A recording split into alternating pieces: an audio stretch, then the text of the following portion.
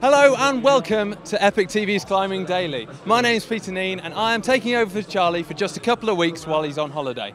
So for my first assignment, EpicTV have sent me over to Chamonix to cover the first round of the IFSC Lead Championships.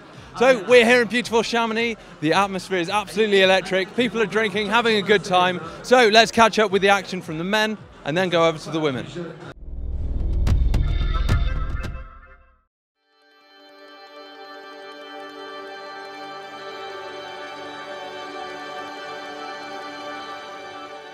Chamonix is the ideal venue to kick off the first round of the IFSC Lead World Cup with its epic backdrop of Mont Blanc.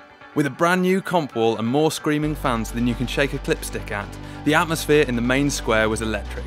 The semi-finals threw up a couple of surprises, with one of the men's favourites, Sean McColl, not making it through to the final 8. The men's competition was stolen with a strong performance from Spanish powerhouse Ramón Julián. Ramón managed to grab the final hold but just couldn't quite control his wild swing 20 metres above the screaming Chamonix crowd. Second place was taken by the Czech climbing legend that is Adam Ondra, who put in, as ever, a controlled and precise performance, falling just before the last hold. His first gold medal of this championship year still eludes him. Surely it's only a matter of time before we see him take the top spot. Third place went to outsider Sebastian Halenke from Germany, who seemed to cruise up the first half of the wall, narrowly missing out on second place. This is his first World Cup podium, but by the way he looked on the wall, we don't think this is the last we'll be hearing from him. In the women's event, the Slovenians seemed to dominate with the two top spots going to Mina Markovič and Janja Garnbret. This was especially impressive as it was Anja's first IFSC Lead World Cup since competing as a junior last year. Not to mention the fact that she's still only 16 years old. When I was 16, I couldn't even do a pull-up, which is good. The Slovenians were the only two who managed to top the route, with Mina's stronger semi-final result carrying her through to victory. Janja was not the only young competitor pulling hard on the day, with third place going to 18-year-old Jessica Pilz from Austria.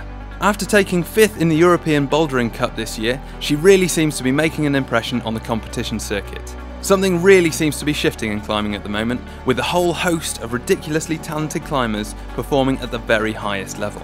For those of you waiting for the next generation of super strong climbers, they appear to have arrived. Now, we don't normally report on speed climbing, but it was a pretty interesting day for the sport in Chamonix. Firstly, in the women's event, Luliia Kaplina of Russia broke her own world record by 0.03 seconds. But wasn't able to replicate this form in the final, as France's Anouck Jaubert, spurred on by her home crowd, took the gold.